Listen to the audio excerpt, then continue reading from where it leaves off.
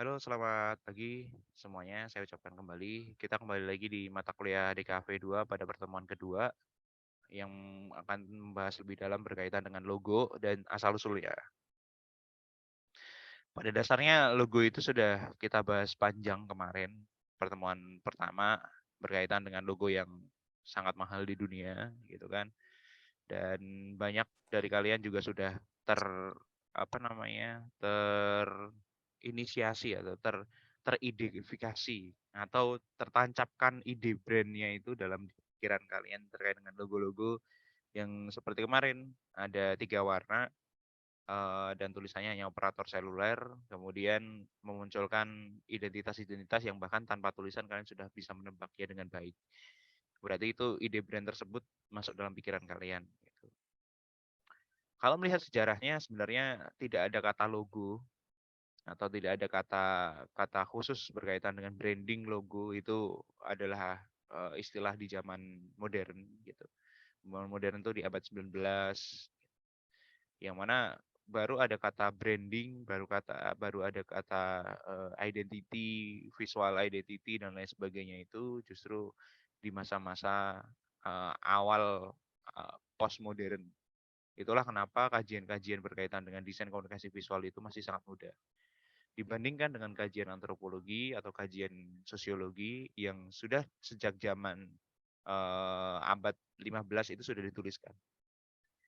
Tetapi jejak untuk mengenalkan selfie pada zaman dahulu itu melalui karya-karya yang dihadirkan sebagai hal-hal yang monumental seperti di Mesir, Mesopotamia itu ada simbol-simbol yang digunakan untuk menerjemahkan bahasa, tapi tidak niatnya tidak untuk mengidentifikasi bahwa dia merupakan bagian dari kebudayaan itu.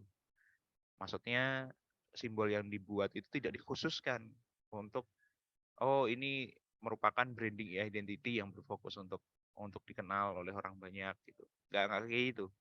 Dia hanya sebagai sarana komunikasi, sarana bahasa, sarana penyampaian ide, penyampaian pesan. Termasuk dalam ketika Kekaisaran Romawi, SPKR, untuk mengidentifikasi bahwa itu merupakan bagian dari Kekaisaran Roma di tahun 27 sebelum Masehi sampai 479 Masehi atau Senatus Populus Romanus, Senat dan Rakyat Roma, ditetapkan pada koin literatur politik legal untuk membatasi wilayah.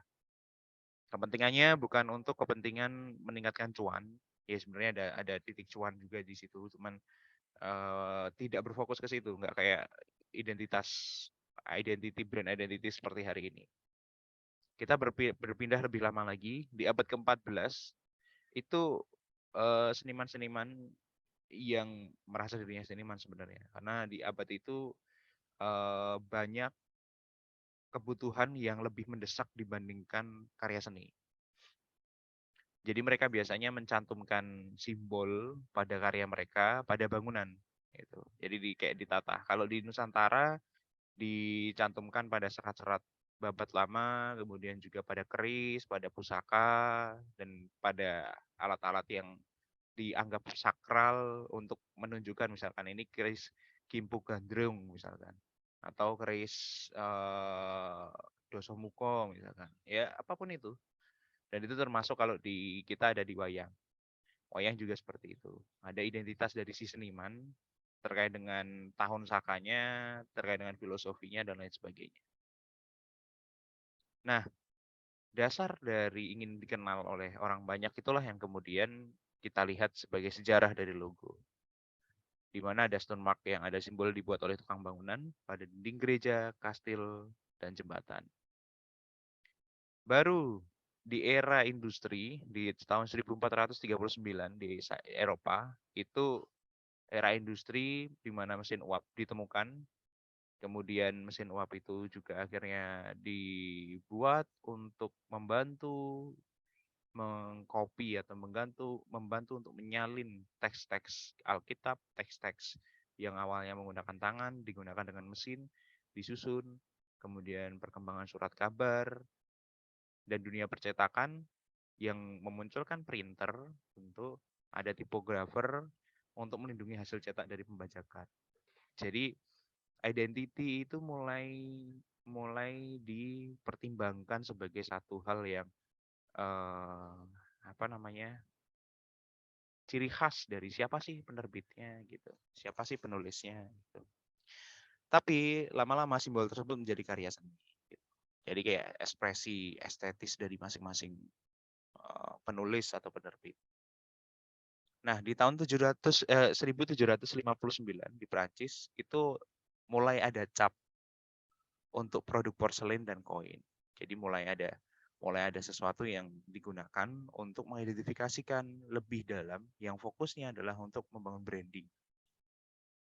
Nah, di era modern di awal abad 19, tepatnya di tahun 1943, itu keinginan untuk bersaing di dunia industri memaksa untuk membuat sebuah identity atau identitas pada sebuah corporate atau perusahaan. Itulah ada istilah corporate identity. Kalau nanti setelah UTS kita membuatnya adalah manual corporate identity. Fungsinya adalah untuk membuat perusahaan itu mampu mengkomunikasikan identitasnya dengan baik. Jadi konsistensi ada di dalamnya, kemudian konstruksi berpikir juga ada di dalamnya. Nah, Lip, Lippincott dan Walter P. Margulies membangun perusahaan konsultan desain bernama Lippincott dan Margulies Inc. sekarang menjadi Lippincott yang konstruksi terkait dengan logonya Shell. Apa yang baru di tahun itu? Tahun-tahun itu, tahun di awal abad 19, kita masih banyak dipengaruhi dalam dunia karya ya, dalam dunia karya seni. Picasso masih masih sangat dominan, artinya kubisme sangat dominan di situ. Kemudian di tahun 1940-an pop art via Andy Warhol itu menjadi in, sampai tahun 1960 baru masuk masa modern, masa postmodern, di mana banyak sekali karya-karya yang nggak jelas gitu kan, yang kemudian menjadi identitas-identitas masing-masing seniman. Ini semua sebenarnya sudah ada sejak zaman dahulu, sejak tadi zaman Mesopotamia maupun Romawi sebenarnya. Tetapi baru menjadi concern itu di abad 19. Nah, salah satu negara yang menggunakan identitas untuk mengkonstruksikan identitas negaranya adalah Kanada. Dari sini kemudian banyak negara di dunia itu mengikuti Kanada. Jadi mereka mulai memikirkan bagaimana identitas masing-masing negaranya, kemudian membuat identitas visual yang berkaitan dengan negaranya, dan lain sebagainya. Ada juga dasar dari logo itu merupakan dari bahasa Yunani, diambil dari kata logos. Sebenarnya yang definisi paling literal atau paling mendasar yang dinamakan logos itu adalah pengetahuan. Nah, itu bisa menjadi dari kata, dari pembicaraan. Sebenarnya hampir sama dengan prinsipnya pengetahuan di Yunani ya. Di Yunani itu kalau ngajar, kalau ngobrol, kalau menimba ilmu itu kayak gini gitu. Kita hadap-hadapan, bedanya mereka luring gitu kan, kalau kita daring. Jadi mereka ngobrolin tentang sesuatu, misalnya tentang republik, tentang kebijaksanaan, tentang masa depan, tentang siapa yang menyakiti diri kita, ya apapun itu. Tapi diskusinya selalu konstruktif. Gitu. Itu yang dilakukan Aristoteles, kemudian juga pemikir-pemikir Romawi Archimedes gitu ya, memikirkan tentang matematika, memikirkan tentang filsafat, memikirkan tentang kehidupan ideal dan lain sebagainya. Nah, dalam konteks modern itu di akhir abad 18, awal abad 19, logo berarti kata atau simbol yang merepresentasikan sebuah entitas dan biasanya terdiri dari teks, imaji, grafis, atau kombinasi dari keduanya. Nah, disinilah kemudian logo menjadi sebuah identitas visual dari entitas yang hadir. Tentu kita bisa melihat bahwa fungsi logo meskipun dia kecil, saya bilang bahwa logo merupakan kecil-kecil cabai rawit, di mana dia merupakan representasi dari perusahaan terkait dengan identitas dirinya, yang mana itu menjadi uniqueness-nya dia, kemudian juga tanda kepemilikan, tanda jaminan dan kualitas, dan juga usahanya untuk mencegah peniruan dan pembajakan. Yang paling penting adalah penyebaran citra atau merek. Itu fungsi logo. Kita sudah belajar juga kemarin elemen logo. Ada klasifikasi juga bentuk logonya. Kemarin ada elemen pembentuknya, sekarang kita ke klasifikasinya. Sebenarnya nggak jauh beda dengan yang elemen logo. Kalau klasifikasi bentuk logo itu ada picture mark, ada letter mark. itu elemen gambar dan tulisan saling terpisah, atau berupa tulisan saja disebut sebagai just lettermark, atau kombinasi keduanya, watermark and lettermark at once. Bisa disebut sebagai gambar, bisa juga tulisan yang saling berbaur. Ini kombinasi. Prinsipnya sebuah logo itu baiknya tidak lebih dari, ini tips ya, tidak lebih dari 2 warna. Jadi logo yang baik adalah logo yang tidak lebih dari 2 warna, kemudian dia kesatuannya masuk, kejelasannya juga masuk, simplicity, mudah diingat, dapat diaplikasikan ke berbagai media, dan penekanan terkait dengan identitasnya. Seperti Baskin Robin, BNI. Dan tips yang kedua adalah biasanya logo tidak, selain memuat tidak banyak warna, hanya sekitar 2 aja. Biasanya logo tidak dibuat 3 dimensi. Ataupun kalau dibuat 3 dimensi, pasti dia diaplikasikan menggunakan perspektif di 2 dimensi. Kayak logo Firefox beberapa bulan lalu kalau nggak salah. Kemudian logonya Edge. Gitu. Biasanya logo itu dibuat, kalaupun gradasi, dia akan dipikirkan bagaimana gradasinya. Oke, kemudian ada prinsip desain logo, kemarin juga sudah saya ingatkan atau sudah saya sampaikan, dia perlu simple, memorable, timeless, versatile, appropriate. Nah, untuk memulai itu semua sebenarnya, kita akan berangkat dari mind mapping. Kenapa mind mapping ini penting? Karena pada dasarnya sebuah dasar filosofi dari sebuah logo itu dari mind mapping-nya. Jadi selain usahanya ada, kemudian mind mapping-nya dibuat untuk bisa dikonstruksikan, berdiskusi, brainstorm di dalamnya. Jadi bentuk mind mapping bisa kayak gini. Kemudian juga ini dari tugas tahun lalu, mind mapping-nya kayak gini. Dari mind mapping itu kemudian kalian pilih keyword. Yang merah di bawah ini adalah keyword. Jadi yang dicentang-centangin, kalau di sini kan centang. Ini keywordnya yang dicentangin. Kalau yang di sini di bold, merah gitu. Kemudian dituliskan. Sebenarnya paling efektif, bukan paling efektif sebenarnya. Baiknya, ini tips ketiga, baiknya keyword itu maksimal dalam satu mind mapping 5. Maksimal dalam satu mind mapping 5. Karena itu menjadi ciri khas nanti. Apa yang ingin ditonjolkan, apa uniqueness-nya. Nah, mind mapping juga bisa berbentuk seperti ini, seperti yang sudah saya gambarkan kemarin. Bagaimana mencampur antara mind mapping dengan raw sketch. Apakah ini sah? Sah-sah saja. Tidak ada yang tidak sah dalam kehidupan. Gitu.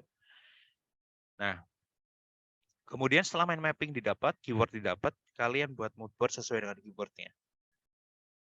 Jadi supaya terfokus bentuk-bentuk grafis dan juga tipografinya, kalian buat keyword yang diaplikasikan pada mood board. Mood board jangan keluar dari keyword karena itu akan lompat, kalau dalam bahasa DKV 2 itu lompat proses. Kalau kalian lompat proses, kalian akan kehilangan kayak ruhnya, jalan untuk menangkap esensi dari logo tersebut. Itu sebenarnya yang perlu dijaga. Kemudian dari mind mapping dibuat keyword, kemudian dibuat mood board, baru bisa dibuat ke thumbnail sketch atau raw sketch. Di mana setiap raw sketch ini bisa kalian hadirkan bagaimana karakteristiknya, kemudian elemen visualnya seperti apa. Ini contoh mind mapping yang kemarin sudah saya sampaikan, bahwa kalian boleh mencampur antara mind mapping dan raw sketch di dalamnya. Well, begitu teman-teman materi pagi hari ini yang sangat, saya mohon maaf sih tadi. Begitu teman-teman, adakah yang perlu ditanyakan? Dari saya tidak, Pak. Oke, jelas ya berarti ya. Oke, kalau jelas kita masuk ke tugas kedua. Kita masuk ke wilayah diri sendiri. Bahwa sesuatu itu ketika berangkat dari hal yang besar, itu berangkat dari diri sendiri. Langkah itu hanya bisa, langkah 1000 itu hanya bisa dimulai ketika kita melangkah pertama kali. Tanpa melangkah pertama kali, maka langkah ke 1000 itu nggak akan pernah ada. Jadi mengenali diri sendiri bagi saya adalah satu hal yang penting untuk dilakukan. Maka dari itu tugas kedua ini adalah bagaimana kalian bisa membuat logo pribadi diri kalian. Nah, diawali dengan mind mapping 3 halaman. Jadi mind mapping bentuknya terserah tetapi 3 halaman. Masing-masing halaman memuat. Yang pertama, halaman pertama ada diri. Diri ini berkaitan dengan fisik, konstruksi bentuknya sesuai dengan apa yang dilihat secara visual. Kemudian bagian yang kedua adalah barang yang disukai. Dan yang terakhir adalah sifat diri. 3 mind mapping ini berbeda-beda. Tentukan keywordnya. Seperti yang sudah saya tipskan tadi, gunakan maksimal 5 keyword masing-masing mind mapping. Baru kemudian nanti kalian ekstraksi lagi menjadi 5 yang paling mencerminkan diri kalian. Setelah keyword dapat, kalian susun mood board-nya yang sesuai dengan keyword-keyword yang sudah ditentukan untuk menjadi inspirasi. Karena tugas mood board itu kan menjadi papan inspirasi sebenarnya. Kemudian buatlah 80 sketch. Sketch ya. Berupa 40 sketch logogram dan 40 sketch logotype. Jadi belum sampai bentuk logo jadi gitu enggak. Hanya itunya aja. Apa namanya? Yang mencerminkan dari keyword dan juga mood board yang sudah ditetapkan. Kemudian langkah keempat adalah mengkombinasikan thumbnail sketch untuk membuat 3 alternatif logo. Dan yang langkah terakhir ketika kalian sudah menyelesaikan itu, ceritakanlah proses desain dari mind mapping, mood board, thumbnail sketch pada PDF dikumpulkan ke dkv2.angga2022@gmail.com sebelum pembelajaran minggu depan. Step by step ini itu tidak boleh melangkahnya langsung ke 4 dulu. Karena saya paham betul bahwa tugas kalian memang banyak. Tetapi untuk ini itu untuk proses ini wajib 1 dulu, 2 dulu, 3 dulu, 4 dulu, 5 dulu. Jadi berurutan 1 2 3 4 5. Tidak 4 dulu baru nanti kemudian mundur ke belakang.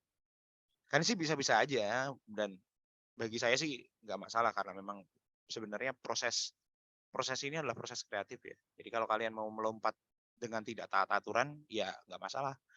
Kan yang dapat pembelajaran kalian, bukan saya. Tapi saran saya ketika kalian pengen mengasah kemampuan desain kalian, mengasah kreativitas kalian, maka step by step ini kalian lakukan dengan baik. Sampai di sini ada yang mau bertanya?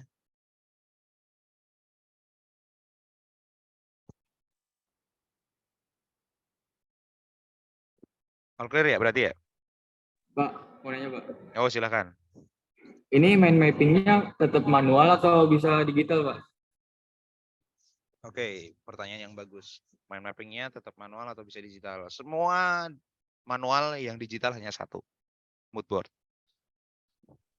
Oh, oke Pak. Terima kasih Pak. Saya ulangi lagi, semua manual kecuali yang bisa digital cuma hanya 1, yaitu mood board. Selain itu manual semua.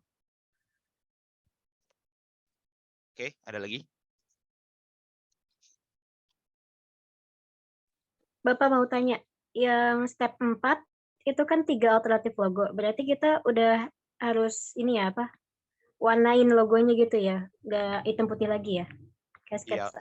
360 hitam putih kan sudah melatih kalian, gitu kan. Ya mulai dari 80 thumbnail atau sketch-nya itu ya mulai diwarna dong. Enaknya kan lebih bisa merepresentasikan siapa diri kalian.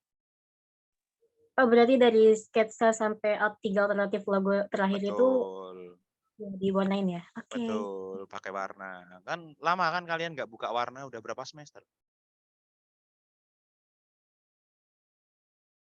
Jadi mulailah untuk mengeksplorasi karena ini lebih sedikit ya 80 dibanding 360 kan kecil banget ya 80 ya. Ya nggak sih? Itu aja banyak yang belum. Itu banyak yang kurang. Silakan diperbaiki nanti tugas satunya. Oke, ada lagi pertanyaan? Silakan.